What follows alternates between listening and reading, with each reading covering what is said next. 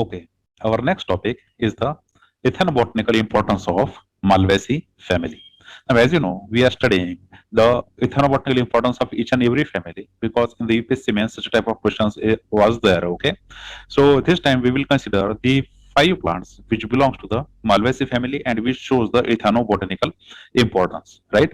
So whether it's the ethnobotanical importance or ethnomedicinal importance, you have to consider both of these terms as a synonymous. Okay, every time you have to write down the similar answer for these type of the terms. Okay, now consider this is your syllabus. We are dealing with the paper number 1 and the chapter number 4, that is plant resource development, and we are here at the importance of ethnobotany from the Indian context point of view. Okay, now consider this was the question in the UPSC mains of 2020. Actually, it is an Indian Civil Service mains ICS 2020, in which they are asking you to write down the botanical names and then the ethnomedicinal uses of the three medicinally important members in each case of the Solanaceae and the Apiaceae. So, in this particular question, which is asked for the 15 marks, you have to give the three members of the Solanaceae family and three members of the Apiaceae family and their ethnomedicinal importance along with their botanical name. That literally means first you have to write down the botanical name and then you have to mention the three members along with the ethnomedicinal importance. Same you have to do with the Apiaceae family member. First you have to give the botanical name and then you have to put forward three members of it and its ethnomedicinal importance, so that you will get the 15 marks. Now if you understand this question carefully, it is very easy question because writing down the ethnomedicinal use is very easy because these are nothing but the ancient practices done by our ancestor. How they are using plant, this is only you should know. What type of, how they are using the roots, stem, leaves, which part of the plant, what is the botanical name of the plant, and to which family it belongs. These are only basic things you have to require here in this answer to complete to completely have the 15 marks. Right. So this time UPSC have selected these are two plant families, that is Solanaceae and the Apiaceae. Next time they can select from the other families as well. So remember, in the third unit we have all the families for the studies, and in the fourth unit we have the ethnobotany. Right. So you can say this is a combination of both the units, this question, in which they are asking you about the plant family, at the same time they are asking you about the ethnomedicinal uses. Okay, so that is why it became very, very important that you should have at least a short note regarding the each and every family and about their ethnomedicinal values. Right. So in this regard, today we are going to cover the Malvaceae family. Now, as you know, we have largely studied this particular Malvaceae family during the studies on the angiospermic plant families, right? Now, let us consider their five members, which shows some ethnomedicinal importance, right? The very first member we are going to see is an Abitilon indicum. Okay, you know this belongs to the Malvaceae family, and this particular Abitilon indicum, sorry, it shows the extract which is coming out from its leaves plus root. Okay, that is leaves and root were crushed together to create an particular extract, and this extract is largely used as a diuretic. Okay, its use in the ancient time is a diuretic, plus it is also used in case of the fevers, and they were also used for the chest pain. Okay, if someone has a chest pain problem, then the leaves and the root from the Abitilon indicus plant, this will create a one particular extract, and this extract will relieve the chest pain. It can also relieve the fevers, and it also acts as a diuretic. So these diuretic properties or fever reducing properties or the chest pain reducing properties are there within the leaves and the roots of the Abitilon indicum. Okay, so carefully remember the name. The Abitilon indicum is the botanical name of this particular plant which belongs to the Malvaceae family, and its leaves and the root extract can be used as a diuretic, as a agent for reducing the fevers and to reduce the chest pain. Now, the second plant in this category we have is the Hibiscus esculentus. Okay, the plant name is Hibiscus esculentus. Of course, the botanical name is very, very important because in that question it is specifically mentioned that you have to mention the botanical name of the plant. Okay, so make sure you write the botanical name in your notes. That is in this case, first is the Abitilon indicum and second is the Hibiscus esculentus. Now see its roots of these plants is very famous for its mucilage. Okay, the mucilage is present in the roots, and this particular mucilage has a demulcent action. Okay, what is the effect of it? It has the demulcent action. Now demulcent literally means the one which can reduce the inflammation, that is anti-inflammatory activity is there in the roots mucilage. Okay, you have to carefully remember which part we are talking about, and with that part containing the mucilage, and this mucilage has this property of a demulcent. Okay, that is literally meaning the inflammation reducing agent.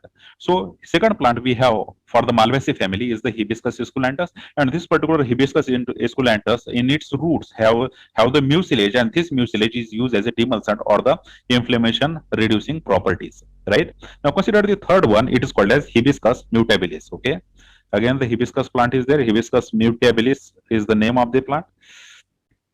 This Hibiscus mutabilis, its leaves, okay, if you create a extract of its leaves, these show the anti-inflammatory activity. Okay, that is reducing the inflammation. Anti-inflammatory activity is there for this particular plant as well. Now here we are talking about the Hibiscus mutabilis. Which part we are using? We are using the leaves, and out of these leaves, when we create extract, this extract is largely responsible for the anti-inflammation activity. Because you know, in the ancient time, the inflammation is a common problem, because as majority of the people are living side by to the forest, and there are majority of the time there are incidents when there is a physical injury. Now in that physical injury case, there should be the requirement of the anti-inflammatory activity plants, right? So both of these plants, the second plant and the third plant, that is Hibiscus esculentus and the Hibiscus mutabilis, both are showing the anti-inflammatory activity. But from the UPSC mains point of view, you should carefully require here to remember the which part we are talking about, because if you get wrong here, that is, for example, if you are write down the Hibiscus esculentus and the leaves, okay, here, and then you mention that it has anti-inflammatory activity, it will went completely wrong. Okay, you have to carefully remember, when we talk about the Hibiscus esculentus, we are talking about its roots, and when we talk about the Hibiscus mutabilis, we are talking about its leaves. Okay, so plant part is very important. Okay, and finally the activity, whatever you should write down at the end, this is also a very important. Okay, because it should match along with the botanical name. So first thing you should know is the botanical name, second which plant part, and their activity. Okay, now consider the fourth plant in this regard is the our common plant, that is Hibiscus rosa sinensis. Okay, you know, it's a common plant. We have studying it right from the 11th 12th year, right? In the college we have studied it under the graduation as well.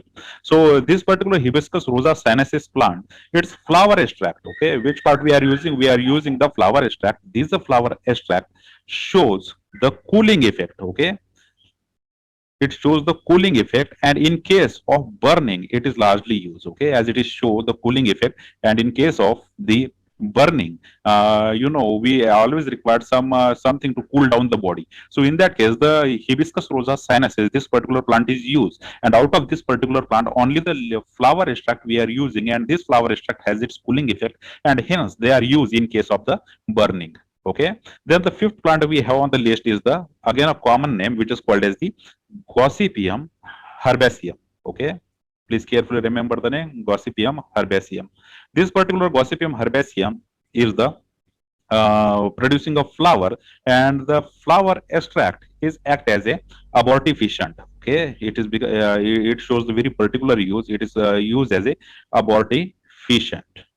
And this abortifacient, along with this activity, they were also shows to induce the menstrual flow in the females. Okay, so menstrual flow, it induces the menstrual flow. Along with it, it is also act as a abortifacient. Okay, so very particular use of the flowers of the Gossypium herbaceum is there. So here we have the 5 plants, which all of which belongs to the Malvaceae family. These 5 plants, they show different medicinal, ethnomedicinal activities in their different parts. Okay, so every time you have to remember the part, the botanical name, and the activity it shows.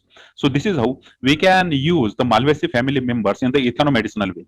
Please remember, individually when you take each and every plant, the every part of the plant is used in the ethnomedicinal for its ethnomedicinal value. Okay, but here we are taking the some portion of it in order to write it down in the UPSC mains examination. We can actually individually go through the Hibiscus rosa sinensis to find the 10 ethnomedicinal uses, but for the purpose of examination, we should have the accurate notes along with us, and these notes should be the short and precise, right? So that is why we have considered these 5 plants along with their very specific parts and their actions. All right.